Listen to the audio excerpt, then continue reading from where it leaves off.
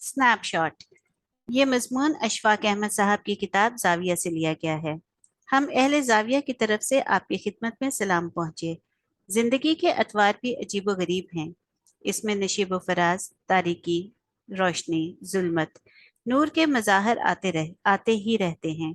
लेकिन हमारे बाबे एक बात से बतौर खास मना फरमाते हैं कि अगर कभी खुदा न खास्ता, अल्लाह ना करे, आपको दोजख में जाने का इत्तफाक हो तो वहां से जल्दी फरार इख्तियार कर लें। अगर मशरिक का दरवाजा खुला है तो उसकी तरफ मुंह करके निकल जाएं। पश्चिम का, पूरब का, जिधर से भी आप आसानी से निकल सकें वहां से निकल जाएं और हरगिज हरगिज रुके नहीं। जिंदगी में ऐसे मुकाम आ जाते हैं, आदमी फंस जाता है। लेकिन बाबे कहते हैं, हमारा मुशाहिदा है और हमारा तजर्बा है कि जब भी आदमी दोजख में जाता है, उसमें फंसता है, तो वो बजाय वहां से भागने के दोजख के अंदर दोजख के फोटो खींचने लगता है। वो स्नैपशॉट लेने लग जाता है और उसकी तफसीलात इकट्ठी करने लग जाता है। और फिर जब जाके खुशकिस्मती से उसको मौका नसीब होता है तो फिर वो वहां से निकलता है, वरना वो दोजख और जहन्नुम की तस्वीरें ही उतारता रहता है। और आज तक कोई आदमी ऐसा नहीं गुजरा होगा जिसने ये काम ना किया हो।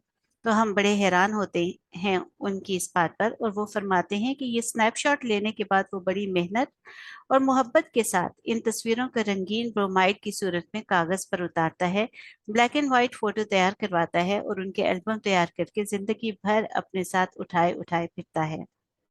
अब ये बात बड़ी अजीबोगरीब सी लगती है, लेकिन जब वो इस बात को खोलते हैं तो फिर पता चलता है कि ये बात वाकई हकीकत है। और वो आला दर्जे की जिंदगी गुजारने के बावजूद हमेशा आपकी खिदमत में वो फोटो पेश करता रहता है जो दुख और तकलीफ के जमाने में एक लम्हे के लिए चाहे आया हो उसने गुजारे थे। इसलिए वो कहता है कि मेरे एल्बम को देखिए, मैंने कैसी मुश्किल से वक्त गुजारा है। हम सारे तकरीबन इसी तरह से करते हैं। हमारे एक दोस्त हैं, वो बताते हैं कि जब पाकिस्तान बना और मैं यहाँ आया तो मैं यहाँ था। मेरे घर के लोग साथ नहीं आ सके। हम बुलंदशहर के रहने वाले थे। मैंने इलाहाबाद यूनिवर्सिटी से बीए किया था और फर्स्ट डिवीजन में किया था और लायक लड़का था। यहाँ आकर मैं लाहौर में नहर किनारे, ये जो नहर हमारे लाहौर के बीच चलती है, खड़ा था और बेयारो मददगार ये सोच रहा था कि मैं कहाँ आ गया हूँ और मेरी जिंदगी किस तरह से यहाँ पर बसर हो रही है। इत्तेफाक ऐसा है कि मुझे एक शख्स मिल गया। उसने कहा, मेरे बेटे को तालीम दो, तुमको मैं 100 रुपया महीना या 50 रुपया महीना दिया करूंगा। चुनाचे कहने लगा, मैं बड़ी मुश्किल में, तंग हाली में, एक छोटी सी कोठरी में उनके बच्चों को पढ़ाता रहा। रोटी, कपड़ा और मकान, ये चीजें मुझे मुयस्सर आईं, लेकिन वो बहुत बुरे दिन थे और मेरे ऊपर बहुत बड़ा बोझ था और मैं बड़ा दुखी था। और मुझे सबसे बड़ा दुख इस बात का था कि वो खुराक का जिसका मैं आदी था वो मुझे यहाँ नहीं मिलती थी। यहाँ की कुछ और तरह की थी। तो कहने लगा, उसके बाद मैंने सीएसएस का इम्तिहान दे दिया, जो पहला इम्तिहान हुआ था, तो इसमें मैं आ गया। तो फिर मैंने यहाँ ट्रेनिंग ली। ट्रेनिंग लेकर मैं यहाँ पर मुल्तान में एसी लग गया, तो वहां पर जिंदगी के एक दिन गुजारता रहा। उसके बाद मेरी सरगोदा तब्दीली हो गई, तो फिर मैं थोड़ी देर बाद शेखुपुरा शेखुपुरा का डीसी डीसी लग गया। शेखुपुरा का डीसी लगने के बाद मेरी खिदमात जो थी वो सेंट्रल गवर्नमेंट ने ले ली और मैं मिनिस्ट्री ऑफ कॉमर्स में चला गया।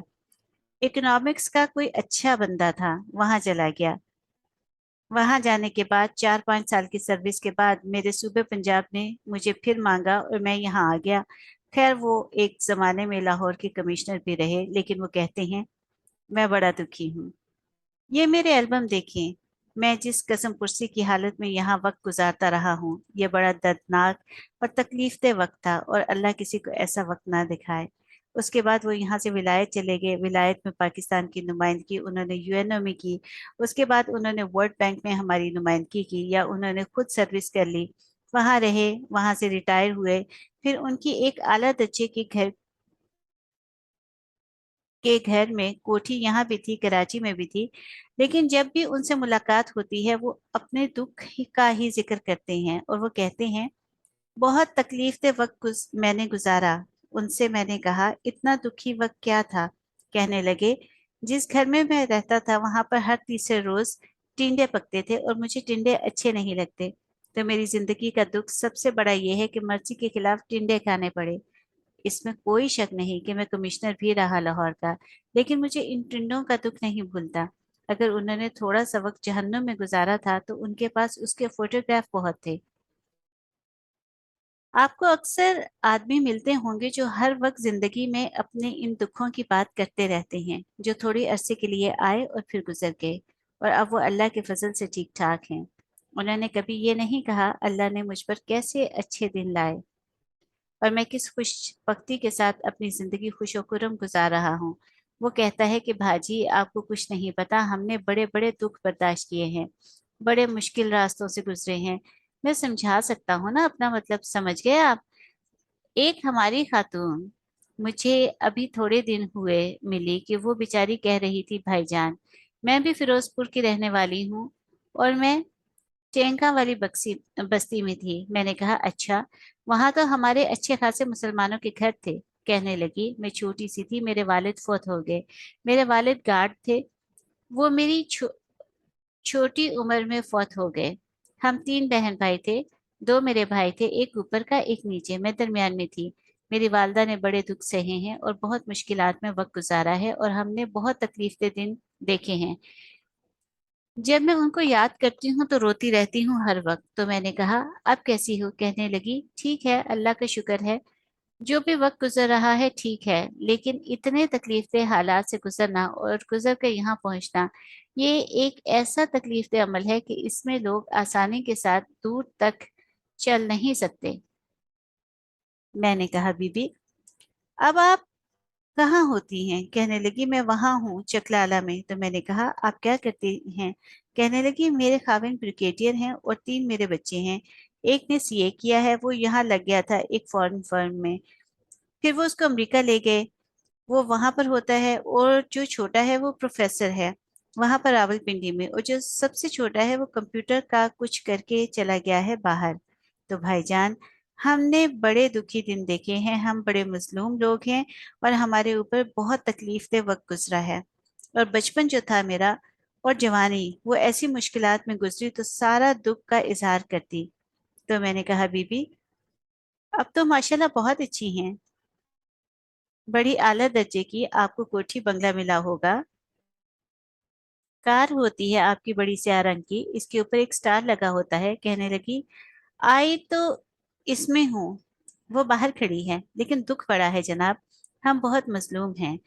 तो जब ये सारी बातें मैंने सुनी तो मुझे ख्याल आया कि मुझे भी अपना कोई दुख याद करना चाहिए। मैं तो अल्लाह के फजल से बिल्कुल ठीक ठाक हूँ, तो मुझे भी ऐसे दुख इकट्ठे करने चाहिए। मुझे भी कुछ दुख के जहन्नुम के फोटो खींच के अपनी एल्बम तैयार करनी चाहिए, ताकि मैं भी बच्चों को बता सकूं, बेटा तुमको नहीं पता, हमने बड़ी मुश्किल में वक्त गुजारा है। मुझे ख्याल आया और थोड़ा सा इस बात पर मेरी बीवी ने बुरा माना।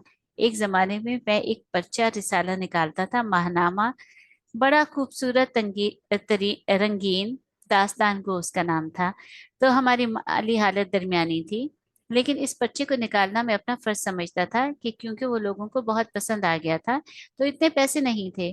तो मैं एक दफा उसका कागज खरीदने के लिए गया। यहाँ एक गणपत रोड है, वहां पर कागज की मार्केट है। वहां कागज खरीदने गया तो कागज का एक रम खरीदा। तो मेरे पास कोई ऐसा जरिया नहीं था कि मैं इस कागज के रिम को किसी तांगे में, किसी रक्षा में या किसी रेड़ी में रख के ले आता। तो मैंने कागज का रिम लिया, उसको दोहरा किया और कंधे पर रखा लिया। बाइसिकल में चलाता था, बड़ी अच्छी बाइसिकल थी मेरे पास।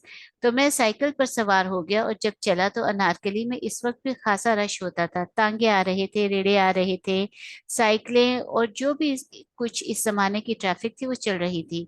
तो करना खुदा का क्या हुआ कि वो कागज का रिम जो है, उसके जो बैटन लगा हुआ होता है ऊपर का मजबूत खाकी कागज, वो फट गया। और फिर देखते देखते चर करके 500 कागज जो थे वो सारे अनारकली में फैल गए। और इधर से आने वाले जो तांगे थे, उसके पहिए जाहिर है गीले होते हैं, एक कागज लपेट कर चर, और मैं दीवानों की तरह भाग भाग कर कहता जरा तांगा रोक लो। एक कागज वो ले गया, एक कागज वो ले गया तो फिर मैं बड़ी मुश्किल का सामना करना पड़ा। मैं नीचे बैठ गया और कागज इकट्ठे करने लगा कि जितने भी बच जाएं इतने ही गनीमत थे। आहिस्ता आहिस्ता जितने भी कागज बच सके, कुछ 300, 350, उनको मैंने इकट्ठा किया, लपेटा। किसी शख्स ने मुझे वहां एक छोटा सा सुतली का टोटा दिया, वो मैंने बांधा और बांधकर उसे कंधे पर रख के चला। तो फिर मुझे अपनी जिंदगी के ऊपर और इस हालत के ऊपर और हत्ता की इज्जत के ऊपर और जिल्लत के ऊपर, जो सब लोग तमाशा देख रहे थे और मैं छुप छुप के वहां से कागज इकट्ठे कर रहा था, बड़ी शर्मिंदगी का भी एहसास हुआ। और नदामत तो थी ही, साथ नुकसान का भी दुख था।